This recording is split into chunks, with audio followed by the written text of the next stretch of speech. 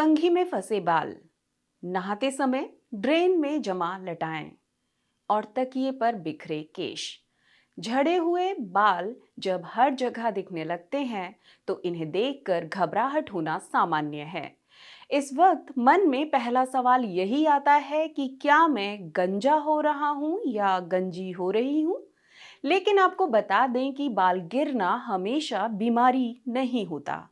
हर दिन कुछ बाल झड़ना शरीर की प्राकृतिक प्रक्रिया है और अधिक संख्या में झड़ना शरीर की चेतावनी। इसलिए दोनों स्थितियों के बीच अंतर समझना जरूरी है ताकि ये पता रहे कि ये सामान्य प्रक्रिया कब धीरे धीरे समस्या का रूप लेती जा रही है। अब प्रश्न यह उठता है कि बाल झड़ते ही क्यों हैं? तो जान लीजिए कि बालों का झड़ना केवल स्कैल्प से जुड़ी कोई समस्या नहीं है, बल्कि हमारे बाल उगने से लेकर झड़ने तक तीन अलग अलग फेज से होकर गुजरते हैं। इनमें पहला फेज है एनाजेन। एनाजेन फेज में बाल तेजी से उगते हैं और बढ़ते हैं। यह फेज लगभग 2 से 6 वर्ष तक चलता है। दूसरा फेज है कैटाजेन। कैटाजेन फेज में बालों के बढ़ने की रफ्तार धीमी पड़ जाती है और जड़ सिकुड़ने लगती है। यह फेज कुछ सप्ताह तक चलता है और हर व्यक्ति में थोड़े बहुत अंतर के साथ अलग हो सकता है। तीसरा फेज है टेलोजन। टेलोजन फेज में बालों की वृद्धि लगभग पूरी तरह रुक चुकी होती है और ये बालों के झड़ने का समय होता है। इस दौरान पुराने बाल गिरते हैं और उनकी जगह नए बाल उगने की तैयारी होती है। जर्नल ऑफ क्लिनिकल एंडोक्रिनोलॉजी के अनुसार जब एनाजन फेज छोटा और टेलोजन फेज लंबा हो जाता है, तब बालों का गिरना तेज हो जाता है। यह बदलाव अक्सर हार्मोनल असंतुलन से शुरू होता है।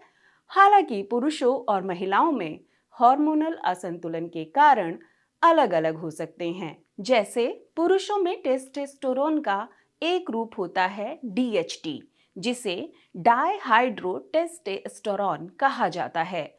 यही हार्मोन पुरुषों में दाढ़ी आना, मर्दाना आवाज और शारीरिक बनावट के लिए आवश्यक होता है।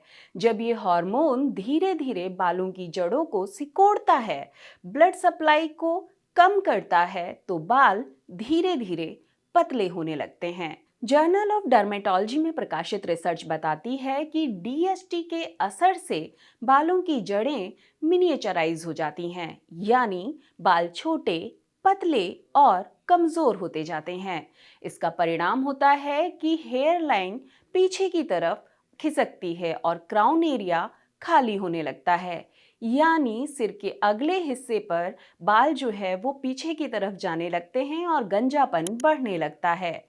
बात करें महिलाओं में हेयर फॉल की, तो महिलाओं में एस्ट्रोजन हार्मोन का उतार चढ़ाव बालों के झड़ने का बड़ा कारण होता है। हालांकि महिलाओं में बाल झड़ने का पैटर्न पुरुषों से थोड़ा अलग होता है। बढ़ती उम्र के साथ महिलाओं के पीरियड्स में बदलाव होता है। इसके साथ ही गर्भ धारण करना और बच्चे के जन्म के बाद की स्थितियां, इसके साथ ही प्रीमेनोपॉज, महिलाओं के शरीर में इन सब स्थितियों के दौरान एस्ट्रोजन का स्तर बदलता रहता है। जर्नल ऑफ वीमेंस हेल्थ के अनुसार एस्ट्रोजन बालों की ग्रोथ फेज को लंबा बनाए रखता है, लेकिन जब एस्ट्रोजन का स्तर घटता है तो महिलाओं में बालों का झड़ना तेज हो जाता है। यहाँ बालों का अचानक और तेजी से झड़ना या धीरे धीरे बाल झड़ने की प्रक्रिया में अंतर समझना आवश्यक है।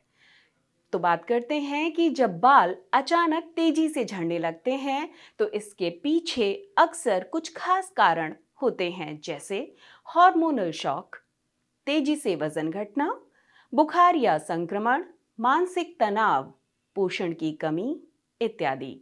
इस तरह बालों के अचानक तेजी से गिरने की स्थितियों को टेलोजन इफ्लूवियम कहा जाता है और यह स्थिति अस्थायी होती है। वहीं जब बाल धीरे धीरे पतले होते हैं तो ऐसा आमतौर पर आनुवंशिक कारणों से, हार्मोनल बदलाव के कारण या बढ़ती उम्र से जुड़ी स्थितियों से संबंधित होता है।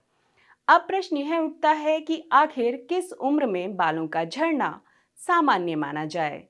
तो पुरुषों में आमतौर पर 25 से 35 साल की उम्र के बीच हेयर लाइन का थोड़ा पीछे खिसकना या बालों का हल्का पतला होना सामान्य बात मानी जाती है। लेकिन अगर इसी उम्र में बाल तेजी से गिरने लगे, कंघी में बाल गुच्छे की तरह आने लगे या माथा जल्दी खाली दिखने लगे, तो इसे नजरअंदाज करना ठीक नहीं है। ये संकेत बताते हैं कि अंदर कहीं कुछ गड़बड़ चल रही है, वो चाहे हार्मोन्स की हो, पोषण की हो या लाइफस्टाइल की। इस विषय पर डर्मेटोलॉजी रिसर्च बताती है कि पुरुषों में एंड्रोजेनेटिक एलोपेसिया यानी पुरुषों में गंजापन अक्सर 20s के आखिर से 30s की शुरुआत में शुरू हो जाता है। वहीं महिलाओं में 30 की उम्र के बाद बालों में घनेपन में हल्की कमी होना स्वाभाविक है, लेकिन गुच्छों के रूप में बालों का झड़ना या बालों के बीच पार्टिंग यानी मांग का चौड़ा होना सामान्य नहीं है। इन स्थितियों में डॉक्टर से सलाह करना आवश्यक है। तो अब यह जान लेते हैं कि बालों को पोषण देने के लिए क्या करना चाहिए। न्यूट्रिशन रिव्यूज में छपी रिसर्च बताती है कि iron, vitamin D, zinc, protein, ये मुख्य रूप से इन पोषक तत्वों की कमी के कारण बालों की जड़ें कमजोर होती हैं। यानी सिर्फ आपका शैम्पू नहीं, आपके भोजन की थाली भी बालों को झड़ने से बचाती है। लेकिन कई बार ऐसा होता है कि आप डाइट भी ले रहे होते हैं और शैम्पू का चुनाव भी ठीक होता है, और फिर भी बाल अधिक झड़ रहे होते हैं।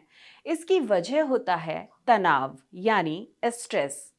तनाव यानी स्ट्रेस जो दिखता नहीं है, लेकिन आपकी ओवरऑल हेल्थ के साथ ही बालों की सेहत पर भी बहुत बुरा असर डालता है। तनाव के कारण शरीर में कॉर्टिसोल हार्मोन का स्तर बढ़ता है। ये हार्मोन हेयर फॉलिकल्स को आराम की स्थिति में डाल देता है और बालों की ग्रोथ को रोक देता है। इसका परिणाम यह होता है कि बाल जल्दी टेलोजन फेज में चले जाते हैं, यानी बाल पकने लगते हैं और झड़ने लगते हैं। आइए अब जान लेते हैं कि डॉक्टर को दिखाना कब जरूरी हो जाता है। अगर हर दिन आपके 100 से अधिक बाल गिर रहे हों, स्कैल्प दिखने लगे, बाल पतले होते जाएं या परिवार में गंजेपन का इतिहास हो, तो जांच जरूरी हो जाती है, क्योंकि कई बार बालों का गिरना किसी अंदरूनी असंतुलन का संकेत होता है। इसलिए इन्हें झड़ने से रोकने का समाधान सिर्फ तेल या शैम्पू नहीं है।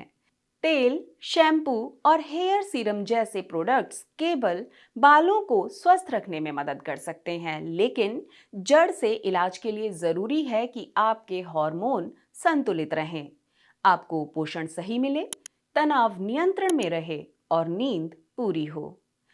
कुल मिलाकर बालों का गिरना शरीर की भाषा है। हर गिरता बाल किसी बीमारी का संकेत नहीं होता, लेकिन जब बालों का गिरना तेज, लगातार और असामान्य हो, तो समझिए शरीर कुछ कहना चाहता है, और उस आवाज को सुनना ही स्वयं की असली देखभाल है। इसी तरह की जानकारी के लिए हमारे चैनल को लाइक, शेयर, सब्सक्राइब करना ना भूलें।